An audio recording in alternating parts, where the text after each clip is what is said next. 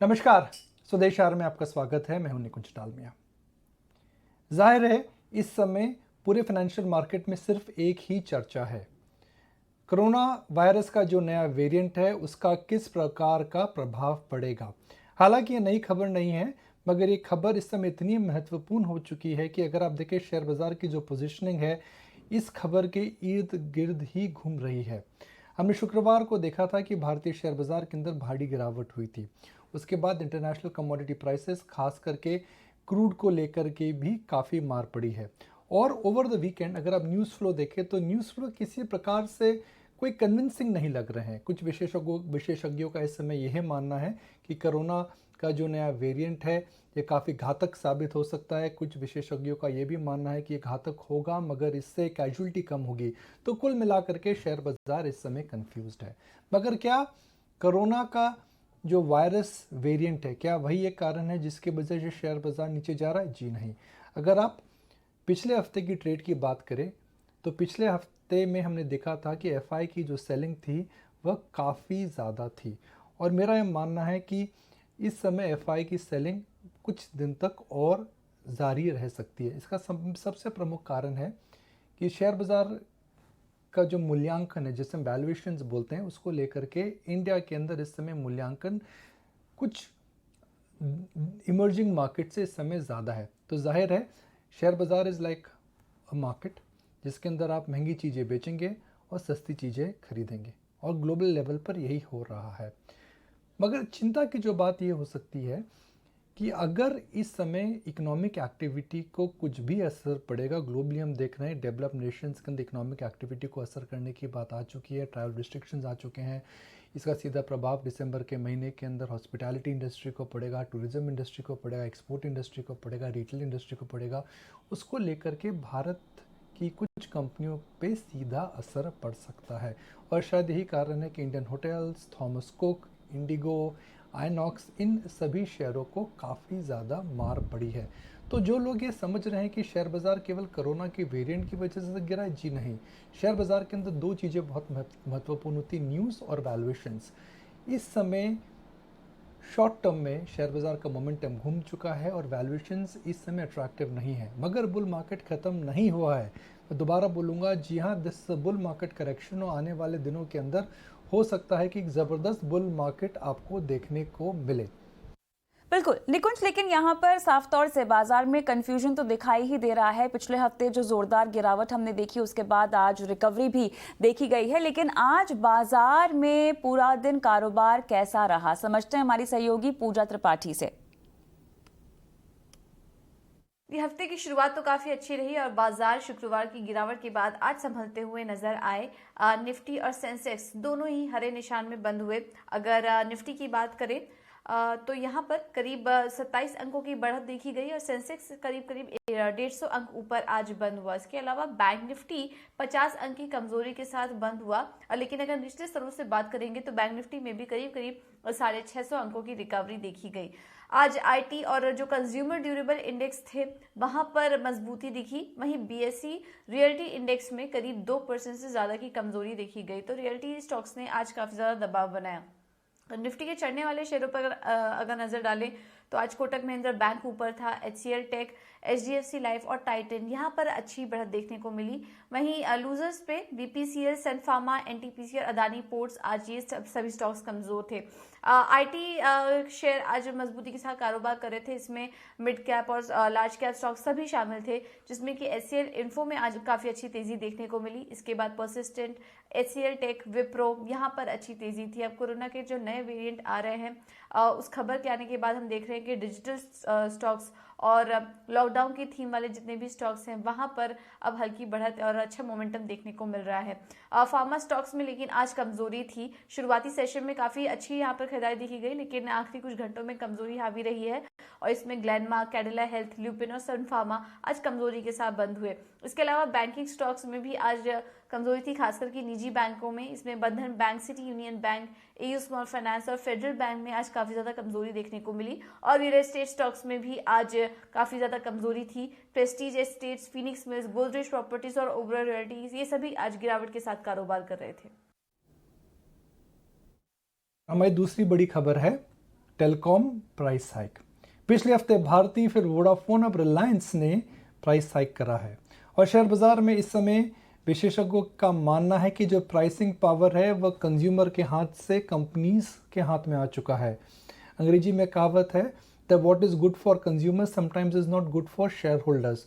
और price hike की जो खबर है शेयर होल्डर्स के लिए अच्छी है, कंज्यूमर्स के लिए अच्छी नहीं है। कंज्यूमर्स के लिए अच्छी नहीं है क्योंकि आपको और हम सबको अब अपने मोबाइल बिल के भुगतान के लिए ज़्यादा राशि देनी पड़ेगी। मगर इससे एक बात और जाहिर होती है कि टेलीकॉम क्षेत्र के अंदर एक जो प्राइसिंग पावर वापस आ रहा है, इससे कंपनीज एक नई केपेक्स साइकिल भी चालू कर सकते हैं। टेलीकॉम सेक्टर के हमने अंदर देखा था कि इसके अंदर कोई खास निवेश नहीं हुआ है। AGR का इशू था। हम देख रहे हैं कि रिलायंस जियो की जो प्राइसिंग थी, इसको लेकर के वोडाफोन और भारती को काफ़ी नुकसान हुआ था। मगर क्योंकि प्राइस हाइक वापस आ रही है तो मेरा मानना है कि टेलीकॉम और टेलीकॉम एंसिलरी रिलेटेड सेक्टर के शेयरों पर अब नज़र रखनी चाहिए। और एक अच्छी बात यह भी है, अगर आप स्टॉक मार्केट की बात करें, क्योंकि जियो ने प्राइस हाइक करा है तो यह एक प्रकार से काफ़ी स्पष्ट हो चुका है that the entire sector now feels that in India ARPUs are artificially low और आरपूज इस समय ऊपर जाएंगे। और आइए अब जुड़ते हैं मेरे सहयोगी डिम्पी कालरा के साथ, जिन्होंने एक काफ़ी बेहतरीन रिसर्च करी है और वह हमें बताएंगे कि इंडिविजुअली किस कंपनी को किस प्रकार का बेनिफिट मिल सकता है। कंपनी की सेहत में बिल्कुल सुधार होगा और अच्छा खासा सुधार होगा, क्योंकि 20% अगर जियो ने दाम बढ़ाए तो उसका मैं सिर्फ एक ही आपको आंकड़ा बता देता हूँ, करीब 9,500 करोड़ रुपए का कामकाजी मुनाफा जियो को इसके तौर पर बैलेंस शीट पे आ जाएगा बिना कुछ किए, जो इन्होंने प्राइस राइज किया है। इससे पहले भारती एयरटेल और वोडाफोन दोनों ही अपने दाम बढ़ा चुके हैं। आप अपने स्क्रीन पर भी देख पा रहे होंगे, 20% जियो ने, भारती एयरटेल ने 21 से 25% की रेंज बढ़ाई है और वोडाफोन ने 17 से 25% की रेंज बढ़ाई है। और ये काफ़ी दशकों के बाद, काफ़ी समय के बाद हमको होता दिख रहा है। इसका इम्पैक्ट कहाँ पे पड़ेगा? टेलीकॉम कंपनीज के लिए आरपू होता है, यानी कि एवरेज रेवेन्यू पर यूजर। एक आदमी से वो कितनी कमाई करते हैं साल भर में, मोटा मोटी उसका आंकलन है। तो रिलायंस जियो उसके अंदर 11% अपनी कमाई को बढ़ा देगा। भारती एयरटेल के अंदर 23% का आरपू के अंदर इजाफा होगा और वोडाफोन आइडिया कह रहा है कि इससे हमारी जो कमाई बढ़ सकती है, यानी कि जो पर यूजर कमाई होगी, हमको मिलेगा एवरेज रेवेन्यू, वो करीब 17% बढ़ जाएगा। रही बात, हम शेयर्स के इम्पैक्ट पे आते हैं कि इससे ईपीएस पे कितना फर्क पड़ेगा, क्योंकि रिलायंस जियो रिलायंस का ही हिस्सा है, इसलिए जियो को और रिलायंस को हम अलग अलग करके अगर आप ईपीएस के हिसाब से देखेंगे तो करीब रिलायंस जियो के अंदर 2% का ईपीएस का ग्रोथ हमको देखने को मिलेगा। ईपीएस का मतलब अर्निंग पर शेयर। इसके अलावा भारती एयरटेल भी कह रहा है कि हमारी ग्रोथ हमको करीब 24% की मिलेगी। वोडाफोन क्योंकि अपने डेट से जूझ रहा है, कंपनी के शेयर प्राइसेस भी कम हुए हैं, इसलिए EPS growth in spite of this की 25% टैरिफ बढ़ रहे हैं, उसके बावजूद भी इसके ईपीएस ग्रोथ करीब 1% का भी नहीं आ रहा है। तो ये एक कुछ इंपॉर्टेंट आंकड़े थे। एक चीज़ मैं यहाँ पे आपके सामने रखना चाहूँगा कि इस समय अगर आप टैरिफ प्लान्स को देखेंगे तो सबसे कम अभी इसी सेगमेंट में जो 28 दिन का वैलिडिटी होती है, उसके अंदर 239 रुपये का जो टैरिफ प्लान है वो जियो का अभी भी सबसे कम है। लेकिन अब बेनिफिट अबिटा के तौर पर जियो को बहुत अच्छा मिलेगा। सुनील भारती मित्तल भी ये कहते हैं कि कम से कम 200 का आरपू होना चाहिए, तब इंडस्ट्री अच्छे से सस्टेन कर पाएगी। और अगर अप्रैल में 5G आ रहा है, उससे पहले 4G का टैरिफ राइज हो रहा है, इसका मतलब है कि 5G की पूरी तैयारी भी हो रही है। चलिए अब रुक करेंगे दूसरी अहम खबरों की ओर। रिलायंस कैपिटल को लेकर बड़ी खबर, आरबीआई ने आर कैपिटल के बोर्ड का टेक ओवर कर लिया है और आरबीआई ने बैंक ऑफ महाराष्ट्र के पूर्व ईडी नागेश्वर राव को एडमिनिस्ट्रेटर नियुक्त किया है।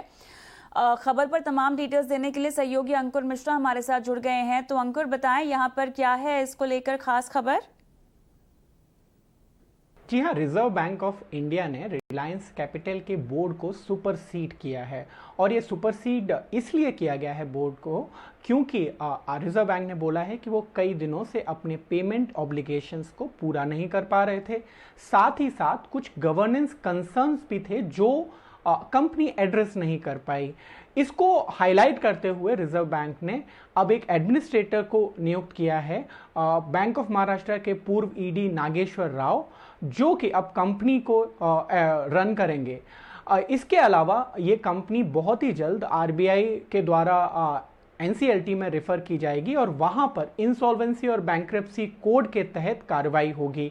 ऐसा इसलिए किया गया है क्योंकि आपको याद होगा पिछले 1 से 1.5 साल तक वो महीने दर महीने, क्वार्टर दर क्वार्टर कोई भी पेमेंट अपना पूरा नहीं कर पा रहे थे। हर तीसरे महीने, दूसरे महीने स्टॉक एक्सचेंजेस पे फाइलिंग थी कि बॉन्ड होल्डर्स का वो पेमेंट नहीं कर पा रहे हैं। साथ ही साथ जो बाकी लेंडर्स हैं जैसे HDFC, एक्सिस बैंक, एक्रे, इनके भी जो इंस्टॉलमेंट्स थे वो कंपनी नहीं दे पा रही थी। तो अब जो लेंडर्स हैं उनकी उम्मीद ये रहेगी कि जो टोटल बकाया है कंपनी पर वो इंसॉल्वेंसी एंड बैंक्रप्सी कोड की प्रक्रिया के तहत वापस आ सके। तमाम डिटेल्स हमें देने के लिए हम आगे बढ़ेंगे और स्लाइस देश का नया यूनिकॉर्न बनकर उभरा है। $100 करोड़ वैल्यूएशन की इस फिनटेक कंपनी ने $22 करोड़ जुटाए हैं।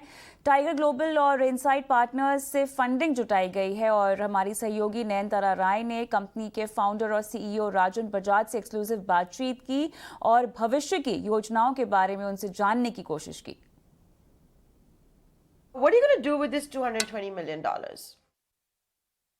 Right. So this is a large amount of capital than what we have ever raised.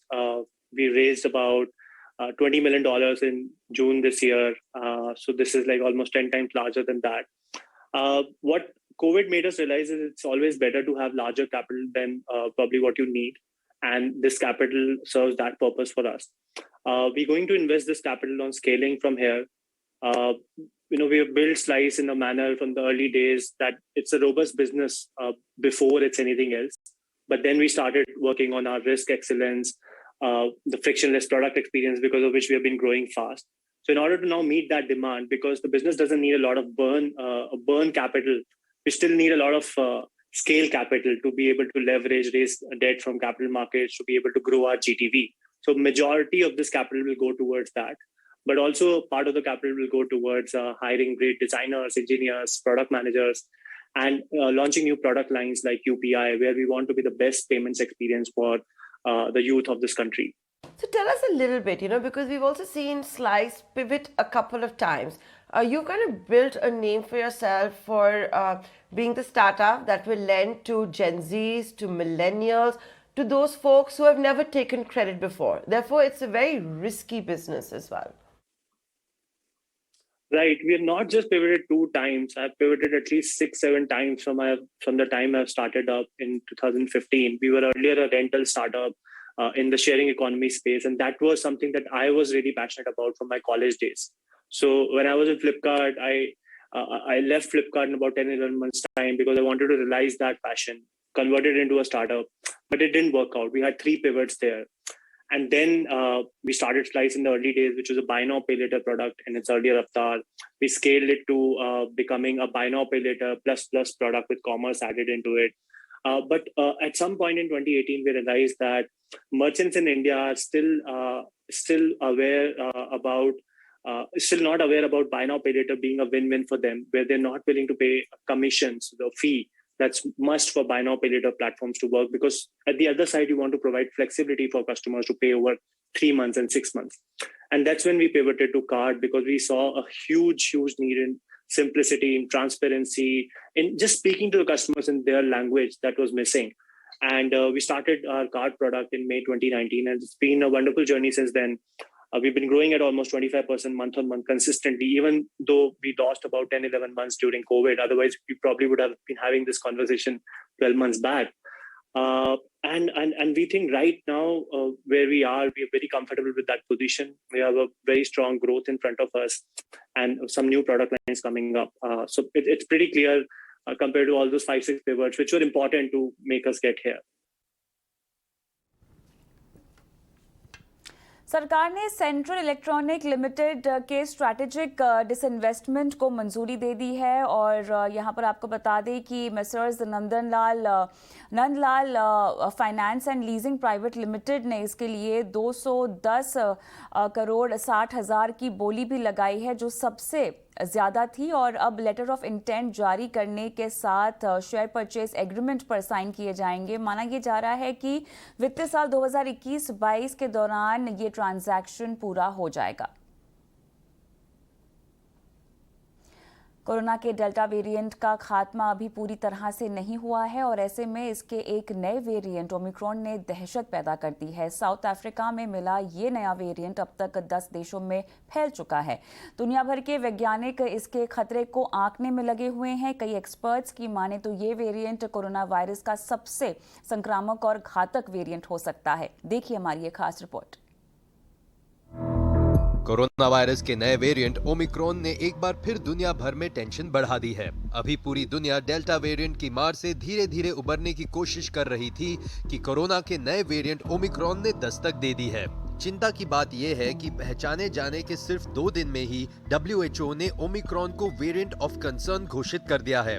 साथ ही इसे अब तक का सबसे ज्यादा म्यूटेशन वाला वेरिएंट बताया जा रहा है। कोरोना के नए वेरिएंट ओमिक्रॉन का पहला केस 24 नवंबर 2021 को साउथ अफ्रीका में मिला था। साउथ अफ्रीका के अलावा जिन देशों में ओमिक्रॉन की पुष्टि हो चुकी है उनमें Botswana, Hong Kong, Australia, United Kingdom, चेक Republic, Italy, Germany, Netherlands, Israel, Belgium, Denmark और कनाडा शामिल है। ओमिक्रॉन के सामने आने के बाद दुनिया के कई देशों ने दक्षिण अफ्रीका से आने जाने वाले यात्रियों पर रोक लगा दी है। वही जानकारों का मानना है कि ये वेरिएंट डेल्टा वेरिएंट के मुकाबले कई ज्यादा घातक है।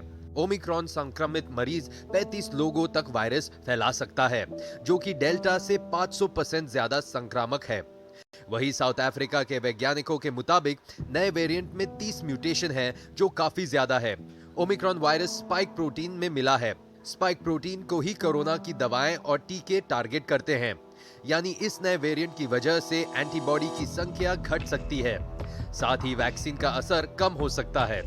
वही इस वेरिएंट की वजह से प्रोटीन के मौजूदा रूप में भी बदलाव हुआ है। यही वजह है कि ओमिक्रॉन से दुनिया भर के वैज्ञानिक चिंतित हैं। अभी तक वैज्ञानिकों का यही कहना है कि मौजूदा टीके गंभीर बीमारी से बचा रहे हैं।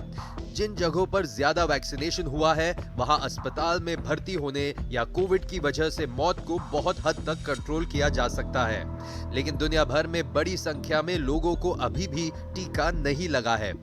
इसलिए इस बात की आशंका जताई जा रही है कि नया वेरिएंट इसका फायदा उठा सकता है।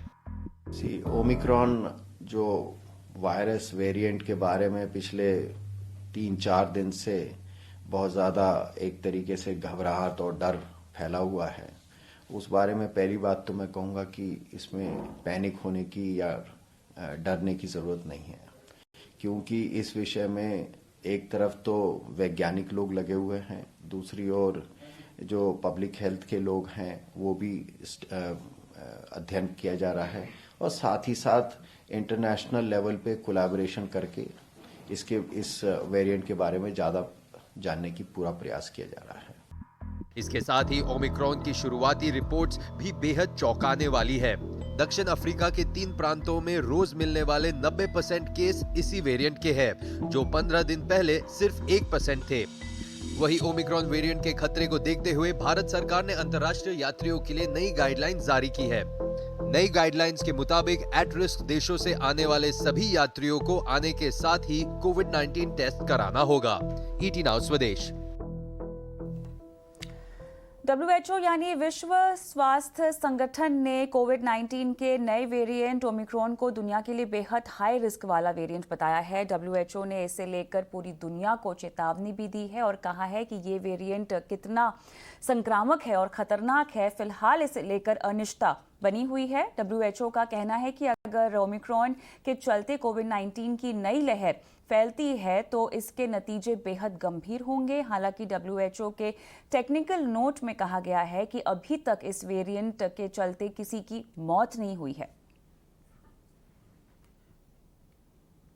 We don't yet know whether Omicron is associated with more transmission, more severe disease, more risk of reinfections, or more risk of evading vaccines.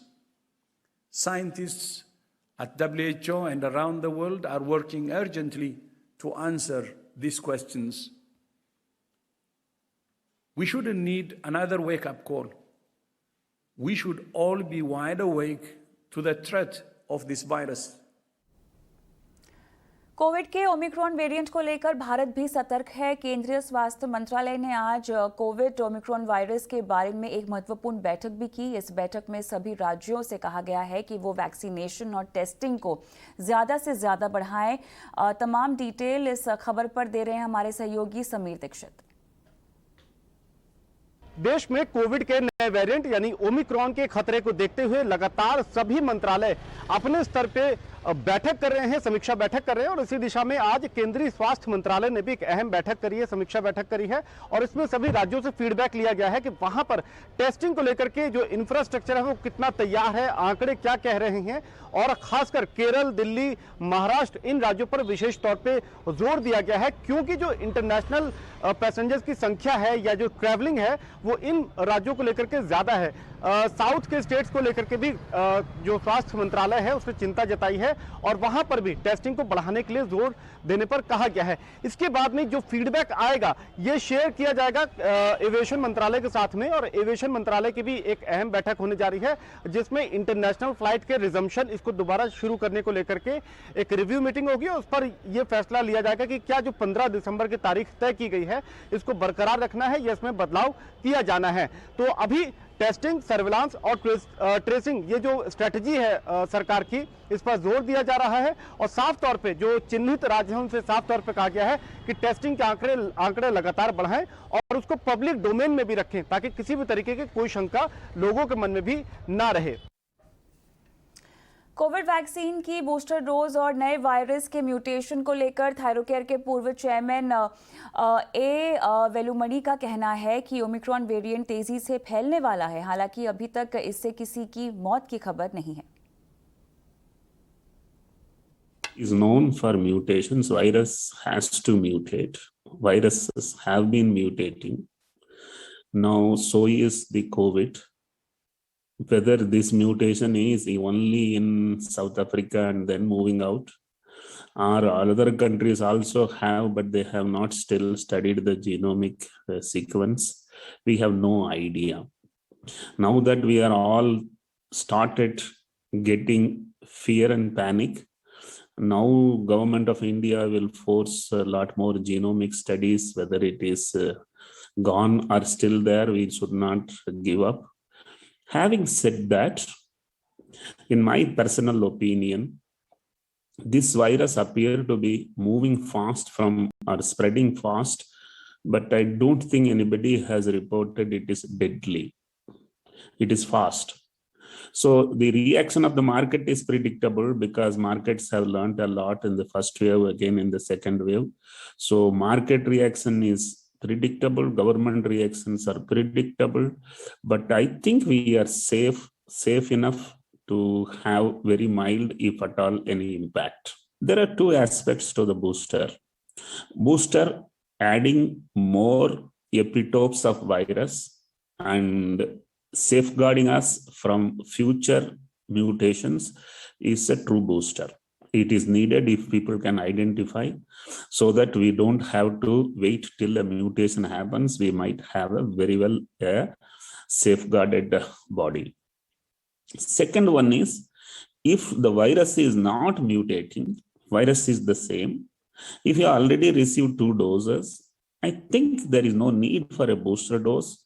If at all you get infected again, you will be positive in the test, but you will not be having severe symptoms. That means you got a booster dose again. This is how booster doses work. There are women who carry antibodies for 30 years, 40 years for some of the infections like CMV and HSV, simply because they keep on getting infected time to time and the boosters are happening naturally. So there is nothing that demands a booster. However, if a booster can add for more epitopes of the virus and make it future-proof, probably boosters will help. It makes a difference or not is a very big question. I think rich people can always buy every day various vitamins and various supplements, keep on eating it. Whether it helps or not, we don't know. Body is made up in such a way that it needs something essential and it is perfectly all right with it. Anything excess doesn't cause damage, so rich can always have more. But in my personal opinion, if there are 2 booster doses already given, one should relax, because there is no end for adding every now and then. Somebody will sell my booster now will cover this. That is all making business.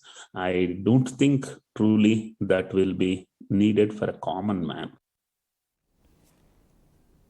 First global की chairperson और MD Devina Mehra का कहना है कि बाजार के लिए Omicron चिंता का विषय तो है, लेकिन इसका सीधा असर बाजार पर नहीं है। बाजार में आ रही कमजोरी किसी बड़ी गिरावट की ओर इशारा नहीं कर रही है। सुनिए उनसे हुई बातचीत का एक छोटा सा अंश।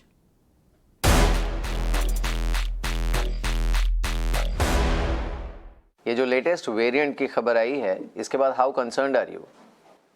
अगर आप वैसे जाती तौर पे देखें तो कंसर्न की बात है, क्योंकि लगा था कि अभी वर्स्ट इज ओवर जैसा हो गया है कोविड में, पर ऐसा नहीं है। अभी भी फिर से एक बार ये सारा प्रॉब्लम शुरू हो गया है पूरी दुनिया में, तो वो तो एक अलग कंसर्न है। पर बाजार का जहां तक लेना देना है, उसका डायरेक्टली इस कारण से स्पेशली इंडिया की मार्केट का बहुत ज्यादा तो नहीं फर्क पड़ा।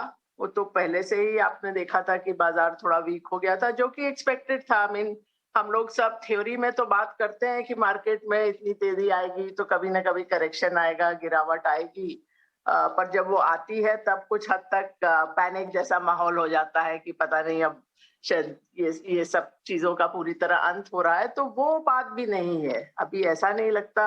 अभी भी लगता है कि कुछ लगभग में भी 1 महीना ऐसा कुछ आपका थोड़ा ऊपर नीचे रहेगा, पर ऐसा नहीं लग रहा कि ये कोई बहुत बड़ी बेयर मार्केट की शुरुआत है। और दूसरी बात ये है कि इसका कारण ये भी है कि अभी तक जो बाजार का रिटर्न है, आप लास्ट ईयर का वो जो कोविड लो था मार्च का, वहां से गिने तो बहुत ज्यादा लगता है, पर अगर आप थोड़ा सा लंबे समय के हिसाब से देखें तो इतना अधिक रिटर्न आया ही नहीं है।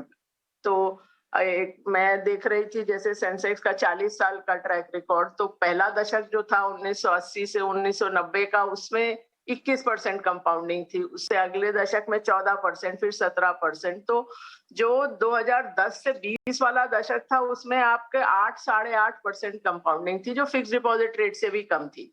तो यही कारण है कि उतनी जगह थी एक तरह से आप कहिए कि हम ट्रेंड लाइन से इतना नीचे चले गए थे कि अभी भी ट्रेंड लाइन तक भी नहीं आए हैं। तो वो जो बड़ा बेयर मार्केट आता है वो तब आता है जब आप ट्रेंड लाइन से बहुत ऊपर बहुत दिन तक चल रहे हो।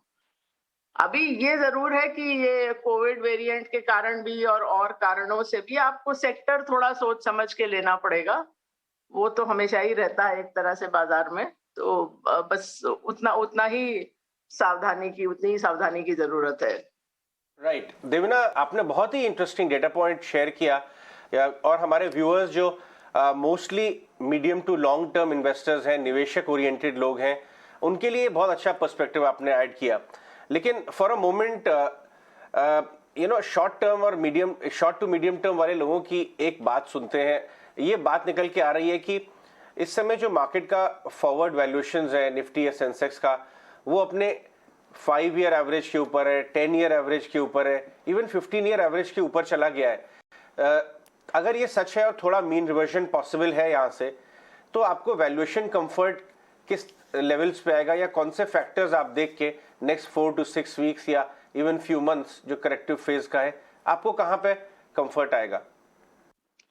देखिए, पूरी सेंसेक्स का पी देखने का बहुत अधिक मतलब होता नहीं सेंसेक्स या निफ्टी, क्योंकि उसमें वो 2-3 कंपनी से स्क्यूनेस बहुत ज्यादा हो जाता है। बिकॉज वो स्पेशली आजकल जो ये पिछले 2 साल का माहौल रहा है, जहां पर एकदम से किसी का अर्निंग्स एकदम ही गिर गया कोविड के बाद, वहां से कुछ किसी का ग्रोथ पूरी तरह आया, कोई वापस नहीं आ पाया अभी तक। तो इस तरह के माहौल में ये कोई नॉर्मल स्टेडी स्टेट साल नहीं है, तो उसमें आप पी खाली एग्रीगेट बेसिस पे देखें तो उसका कोई विशेष मतलब नहीं होगा। और दूसरी बात, एक बात और पी के बारे में है कि पी होता है E/P, अगर आप उल्टा करके देखें तो वो अर्निंग्स यील्ड है, वो आपको कंपेयर करना पड़ेगा इंटरेस्ट रेट से। सो जब आप बात करते हैं कि 15 साल पहले क्या पी था और आज क्या पी है, उसमें पहले तो आपको देखना पड़ेगा कि तब इंटरेस्ट रेट क्या था और अब क्या इंटरेस्ट रेट। तो जैसे जैसे इंटरेस्ट रेट कम होता है किसी भी इकोनॉमी में, यहाँ पर भी कम हुआ है, यूएस में ये और ज्यादा नजर आता है बिकॉज वहाँ वो ड्रॉप बहुत ज्यादा रहा है, गिरावट बहुत ज्यादा रही है इंटरेस्ट रेट्स में। सो वो उसका डायरेक्ट इम्पैक्ट पी पे होता है। मतलब मोटा मोटा आप देखिए पी के और भी डिटर्मिनेंट है, पर एक जो उसका आधार है वो इंटरेस्ट रेट। तो इंटरेस्ट रेट कम होगा तो पी बढ़ेगा। ये तो मतलब प्योर मैथमेटिक्स की बात है।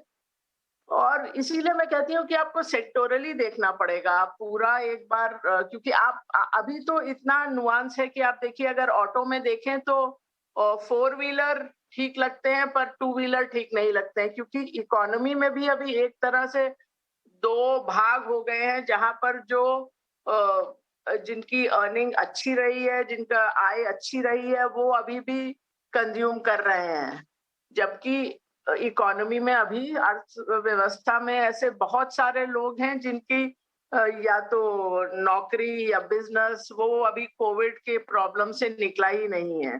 तो इसीलिए आप देखिए 2 व्हीलर में ज्यादा आपको इम्पैक्ट नजर आएगा, या किसी भी आप और भी उपभोक्ता वस्तु में देखें तो जो लोअर एंड पर है वहां आपको ज्यादा इम्पैक्ट नजर आ रहा है। तो आपको थोड़ा सोच समझ के खरीदना पड़ेगा, इसलिए पूरा बाजार का स्टैटिस्टिक देखना उतना ज्यादा मीनिंगफुल नहीं है। ऑलराइट, देवीना, आपको क्या लगता है कि क्योंकि ये एक बड़ा कंसर्न ग्लोबली रहा कि कोरोना का एक नया वेरिएंट जैसे कि बाहर की कंट्रीज में निकल कर आया और उसको लेके सिर्फ इंडिया नहीं बाहर की मार्केट्स ने भी रिएक्ट किया, लेकिन अगर ये थोड़ा संभल जाता है या फिर आफ्टर सम टाइम, क्योंकि हम इस तरह के भी व्यूज़ देख रहे हैं, बड़ी ब्रोकिंग फर्म्स भी ये बात पूरे गोल्डमैन सैक्स ने भी ये क्लियरली कहा है, इकरा की तरफ से भी निकल कर आया कि शायद ये इतनी सीरियस इलनेस नहीं होगी, वेट एंड वॉच यहाँ करना होगा। तो ये जो नी जर्क रिएक्शन में बाजार इतने गिरे हैं, और हमने अगर निफ्टी स्टॉक्स की बात करें तो लगभग सिर्फ लास्ट 3 वीक्स में आप 27 से 30% तक ऐसे कई सारे स्टॉक्स हैं जिनमें 30% का डाउनफॉल देखा हमने, चाहे वो इंडसइंड हो, हिंडाल्को, एक्सिस। तो क्या लग रहा है कि आपको यहाँ सबसे पहले अगर ये इस फ्रंट से, इस नेगेटिव न्यूज से अगर हमें थोड़ी सी राहत मिलती है तो कौन सा स्पेस या सेक्टर में सबसे पहले रिकवरी आएगी, और यहाँ इन्वेस्टर्स के लिए क्या मौके बनते हैं एक्यूमुलेट करने के लिए? मुझे ये लगता नहीं कि इन्वेस्टर्स को खाली ये न्यूज बेस्ड अब डिसीजन लेना चाहिए। ये क्योंकि इस चीज में आपका एज होगा, आपको सबसे पहले कोई चीज समझ में आएगी या आप उस पर रिएक्ट कर सकेंगे, वो थोड़ा मुश्किल काम है। तो मुझे नहीं लगता कि किसी भी निवेशक को उससे सोचना चाहिए कि अब क्या न्यूज आएगी और उससे मेरे को डायरेक्टली अभी क्या करना है। तो उतना शॉर्ट टर्म होने का मेरा तो ऐसी राय नहीं रहती कि इतना शॉर्ट टर्म आप देखें, क्योंकि उसमें ये मुश्किल है कि आपको कोई ऐसा बहुत बड़ा समझ में आएगा या बहुत बड़ी खबर पहले मिल जाएगी, वो तो सबको ही मालूम रहेगा जो भी होगा। तो इसलिए थोड़ा सोच समझ के खेलने वाला है। और डायरेक्ट जो इम्पैक्ट होता है फार्मा पे, वो जरूर लगता है कि अभी शॉर्ट टर्म थोड़ा वो रैली आएगा, बट वो बहुत लंबा सस्टेन करेगा ऐसा नहीं लगता है। तो मतलब आप डायरेक्ट की बात करें तो वो है। और बाकी हम लोग का जो लिस्ट ऑफ सेक्टर है वो बहुत अधिक बदल नहीं रहा है। मतलब आईटी सर्विसेज हमको लंबे समय से अच्छा लगता रहा, आईटी सर्विसेज भी, और टेक्नोलॉजी में और भी जो नॉन सर्विस वाले भी हैं कुछ स्टॉक्स। तो वो एक बड़ा री-रेटिंग थीम रहा है पिछले 1-1.5 साल का, जो हमारे जो निवेशक हैं पीएमएस में, और उनको उसका राइड मिला है और अभी भी वो ठीक लगता है। और कुछ सेक्टर है जैसे सीमेंट है, ऑटो 4 व्हीलर्स है, टेलीकॉम है, ऐसे कई चीजें हैं जिसमें आप निवेश कर सकते हैं। तो वो आप चाहें कि मैं खाली वो जो न्यूज बेस्ड उस पर ट्रेडिंग करूं, वो थोड़ा सा मैं तो बोलूंगी थोड़ा सावधानी बरतिए।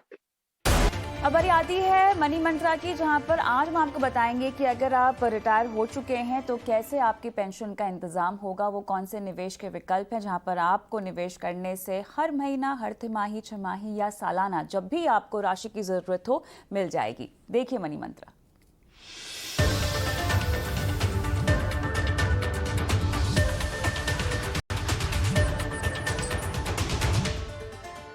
आज हम हमारे साथ जुड़ रहे हैं मनी एडू स्कूल के फाउंडर अर्नव पंड्या और साथ ही रुंगटा सिक्योरिटीज प्राइवेट लिमिटेड के डायरेक्टर और CFP हर्षवर्धन रुंगटा। आप दोनों का हमारी इस खास पेशकश में स्वागत है। तो आज हम बात करने वाले हैं वरिष्ठ नागरिकों की, जहां पर हम उन्हें बताएंगे कि कैसे रिटायरमेंट के बाद भी ऐसे कई सारे निवेश के विकल्प है जहां पर आपको एक तय राशि मिल सकती है या आपकी जमा पूंजी को आप निवेश करके उससे कमाई कर सकते हैं। सबसे पहले इस कड़ी में बात होने वाली है प्रधानमंत्री वय वंदना योजना की। तो अर्नव जी, प्रधानमंत्री वय वंदना योजना की जब शुरुआत हुई थी तो इसको खासतौर से सीनियर सिटीजन्स के लिए लॉन्च किया गया है। यहाँ पर रिटायरमेंट के साथ साथ आपकी पेंशन की भी प्लानिंग हो सकती है। मुझे ये बताएं कि LIC द्वारा चलाई जा रही और मैनेज की जा रही इस स्कीम के तहत आपको कितना ब्याज मिलता है? देखिए, जो LIC की जो प्रधानमंत्री वय वंदना योजना है उसमें आपको एक स्पेसिफिक रेट ऑफ इंटरेस्ट पे पे आउट मिलेगा और वो भी 10 साल के लिए मिलेगा। अब इसका जो रेट फिक्स किया जाता है वो हर साल फिक्स किया जाता है और हाल का जो समय है उसमें आपको 7.4% का इंटरेस्ट मिलेगा। यानी कि आप जो राशि रखेंगे उसमें आपको 7.4% का अर्निंग होगा। लेकिन ये बात ध्यान में रखनी जरूरी है कि आपका जो एक्चुअल अर्निंग है वो इससे ज्यादा भी हो सकता है, क्योंकि ये ऐसी स्कीम है जहां पर आपको ऑप्शन दिए जाते हैं कि आपको मंथली पे आउट चाहिए, आपको क्वार्टरली पे आउट चाहिए, आपको हाफ ईयरली पे आउट चाहिए या एनुअल पे आउट चाहिए। जितना लंबा समय का आप पे आउट लेंगे उससे आपका रेट ऑफ रिटर्न बढ़ जाएगा। फॉर एग्जाम्पल, अगर आप मंथली पे आउट लेते हैं तो आपका रेट ऑफ रिटर्न जो है वो 7.4% होगा, क्योंकि उस पे आउट के लिए आपको 15 लाख मैक्सिमम निवेश करना है। मान लीजिए कि आपने 3 महीने का पे आउट लिया तो आपका जो रेट ऑफ रिटर्न है वो 7.45 हो जाएगा। और उसी तरह मान लीजिए कि आपने 1 साल का पे आउट लिया, यानी कि साल में सिर्फ एक ही बार आप पे आउट लेते हैं एन्युअली, तब आपका रेट ऑफ रिटर्न 7.66 तक चला जाता है। अच्छा, तो मैं ये समझना चाहती हूँ, इसी बात को थोड़ा सा और बारीकी से हर्ष हम समझना चाहेंगे, क्योंकि स्कीम के तहत हर महीने, तिमाही, छमाही, सालाना आपको पेंशन मिलेगी। तो अगर हर्ष मैं इसी को ब्रेक करना चाहूँ, जो अर्नव जी ने ही कहा कि आपको 7.4% से ज़्यादा ब्याज मिल सकता है, तो अगर मैं ऐसा मान लूँ कि मुझे अगर 10,000 रुपये हर महीना चाहिए इस स्कीम के तहत मेरी पेंशन के तौर पर, तो मुझे लगभग कितना निवेश करना होगा? अधिकतम आप इसमें 15 लाख तक ही निवेश कर सकते हैं, तो क्या पूरे 15 लाख निवेश करने पर ही मुझे 10,000 रुपए की पेंशन मिलेगी हर महीना? या सो इनफैक्ट अगर आप देखें तो स्कीम के तहत में 15 लाख एक मैक्सिमम अमाउंट है जो एक इन्वेस्टर डाल सकता है। और उसका जो कैलकुलेशन है, जैसे अर्नव ने बताया अभी, कि अगर आप ब्याज की दरें देखें 7.4% के हिसाब से है, तो 15 लाख एक मैक्सिमम अमाउंट है जो आप इन्वेस्ट करते हैं, उससे ज्यादा आप कर नहीं सकते। तो अगर आप ये देखते हैं कि मंथली आपको अगर पेंशन चाहिए तो वो 7.4% के हिसाब से कैलकुलेट करके डिवाइड बाय 12 होता है, वो आपको मिल जाता है। अगर आप इसे सालाना लेते हैं तो आपका रेट ऑफ रिटर्न जो है वो थोड़ा बढ़ जाता है। तो आप इसको पेंशन कितनी चाहिए, मान लीजिए आप कहते हैं कि मुझे 10,000 रुपए पेंशन चाहिए, तो आप उसके हिसाब से अपना अमाउंट बढ़ा नहीं सकते। मैक्सिमम लिमिट 15 लाख ही रहेगी, और उसके ऊपर रिवर्स कैलकुलेशन करके आपको मंथली पेंशन, क्वार्टरली या एनुअली पेंशन का ऑप्शन आपको चूज करना है। अगली हमारी जो स्कीम है वो है नेशनल सेविंग मंथली इनकम योजना है ये, जिसके तहत आपको हर महीना पेंशन के रूप पर कुछ पैसे मिलते हैं। मुझे बताएं, इसमें हम खाता कहां पर जाके खोल सकते हैं हर्ष? ये पोस्ट ऑफिस की जो आप मंथली इनकम स्कीम बोल रहे हैं, ये आप पोस्ट ऑफिस में खोल सकते हैं। आपके जो लोकल एरिया के पोस्ट ऑफिस हैं उसमें आप इन्वेस्टमेंट कर सकते हैं, और इसमें जॉइंट लिमिट है। अगर इंडिविजुअल लिमिट आप देखें तो 4.5 लाख है, और जॉइंट नाम पे आप 9 लाख रुपए तक इन्वेस्ट कर सकते हैं।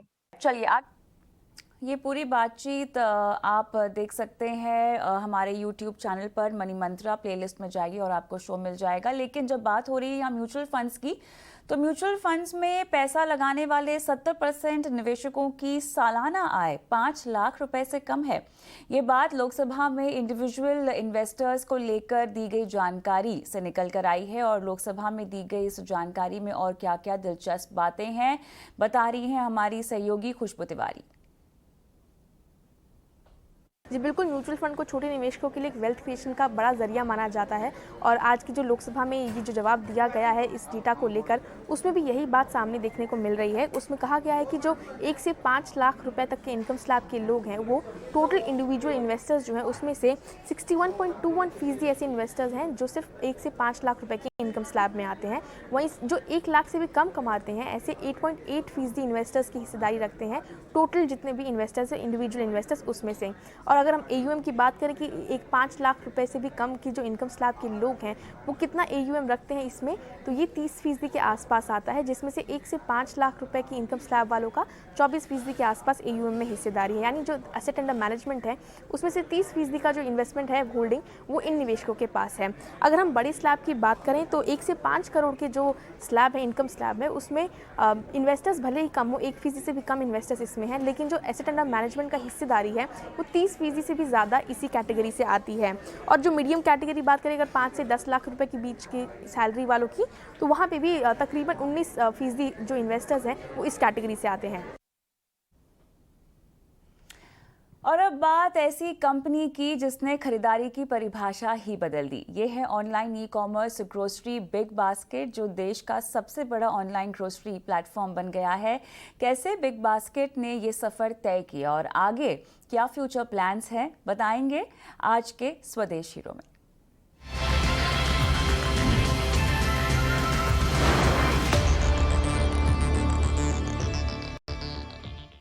कभी ग्रोसरी के लिए किराने की दुकान पर जाना मजबूरी था और आज खुद ये सामान घर पहुंच जाता है।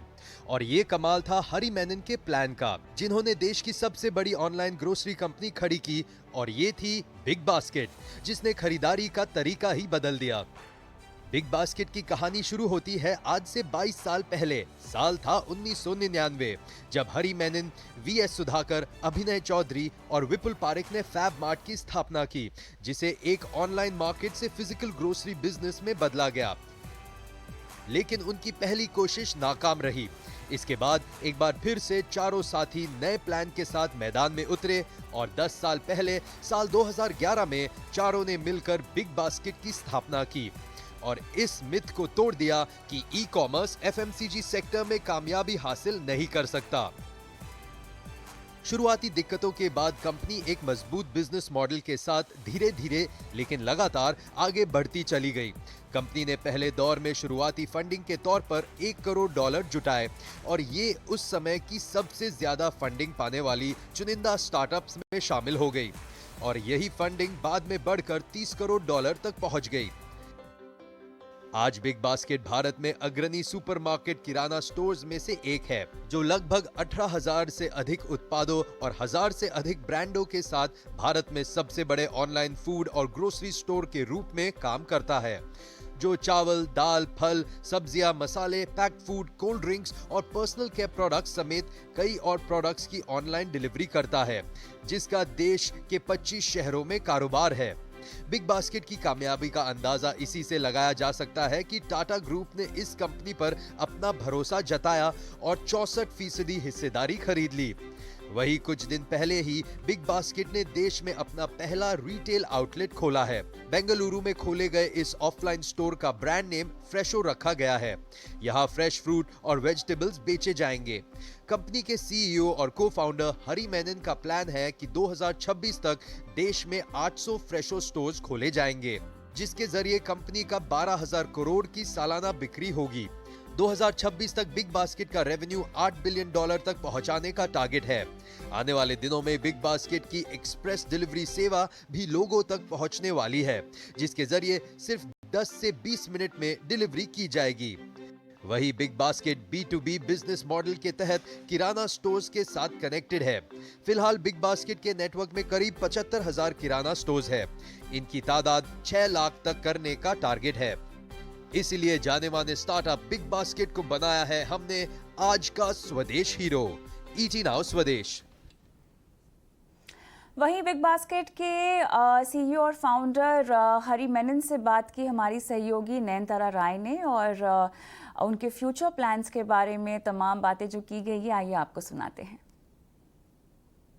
Joining us now is the co-founder Hari Menon. First up, big congratulations. This is the first interview we're doing with you since that big deal with Tata's. How has life changed since then? Life is the same, Tara, right? So it's just that I think being part of the Tata Group gives us access to a lot of new customers, etc. within the group, gives us access to a lot of new learnings, etc. But its life is the same, and it's business as usual. So Hari, I have to ask you this. Whenever we've been talking about the Tata digital plan and what its moat is going to be, it's always been about a super app. But look at this. Now you guys are opening a physical store. What's the rationale? Yeah, this has always been part of our plans. We've been working on this now for almost a little over a year now. On all the technology and all the formatting that we've done on the store, right? So this store is a little different, right? So we just didn't want to open a normal run-of-the-mill, grocery store. We wanted to do something different, and what we decided to do was that first we said that we will now set up a chain of stores that will essentially and only sell fresh produce, right? Which is led by fruits and vegetables. The country hasn't seen expansion or hasn't seen a chain of fruits and vegetable stores at all, except in Chennai, where we had organized chain of fruits and vegetables. So that's what we wanted to do. It also comes with the background of the fact that we've set up such a wonderful supply chain around the fruits and vegetables piece, right? And I have talked to you about it earlier. All our collection centers that we've set up, 30,000 farmers that we actually directly work with. Almost 85% of what we sell comes directly from farmers now. Close to about 18% of our business is fruits and vegetables. And so it's a very, very large strategic piece for us. So we said now, we've done so well on that as far as the online business is concerned, and it continues to grow. We should now also go and set these up as physical formats. So this format is a little different because one, on the physical side, where customers come and experience the store, is only fruits and vegetables largely, and a little bit of the rest of the fresh produce that we'll have. What we also have, interestingly, attached to this store is a click and pick model, which means that you want to go beyond just fruits and vegetables, which will come there and pick up. You can order from our current range of 50,000 SKUs. You can order them online, and you can come to the store and pick up your order.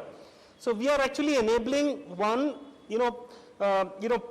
buying fruits and vegetables through a physical experience. Number two, also enabling people to be able to order online and come and pick up from the store in a click and pick model that that we are doing. And why are we doing this? We're doing this because over the last 10 years, we found that there are a very large set of customers who actually want the touch and feel experience, right? And who essentially will take longer to come online.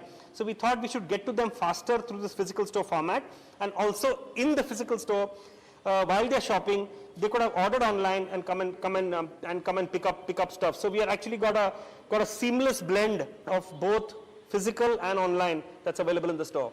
So that's been the rationale. And these stores, they are unmanned. Are they going to be like, those electronic cash registers where you're not going to need cashiers? Yeah, so we use a lot of AI, we use a lot of vision technology, where essentially you just keep adding stuff to your basket and bring it to the checkout counter and place your basket, on a platform, and the machine reads what is there in that basket and builds it, and there are carry bags that are kept there actually, which you can just put into those bags and leave. So completely unmanned. The entire experience is unmanned. The store is of course called Fresho. Hari, what are your plans as far as Fresho goes? It's a big day for you. It's the first store in Bengaluru, but I'm sure you have a blueprint ready of how many cities, how many stores. Yeah, we have the blueprint ready, Nantara, and here it goes. So we are essentially pretty much done with this year, right? So let me start with talking about FY23. In FY23, we plan to open 200 such stores.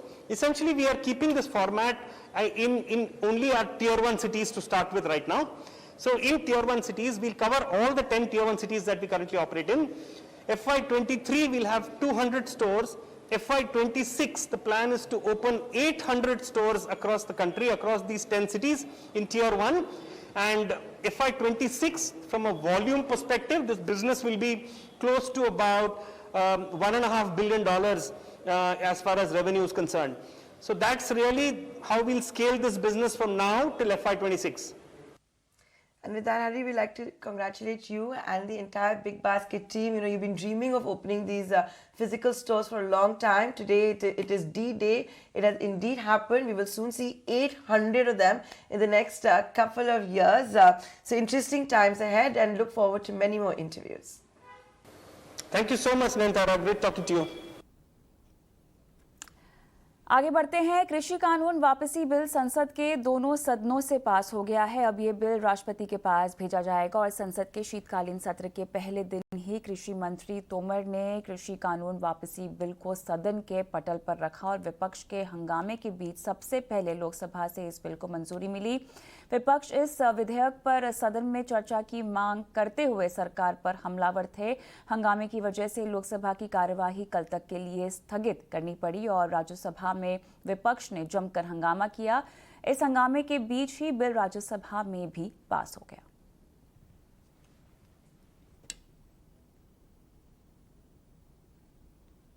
चलिए, और स्वदेश are में इसी के साथ इतना ही, लेकिन तमाम खबरों की अपडेट के लिए बने रहे ET नाउ स्वदेश के साथ।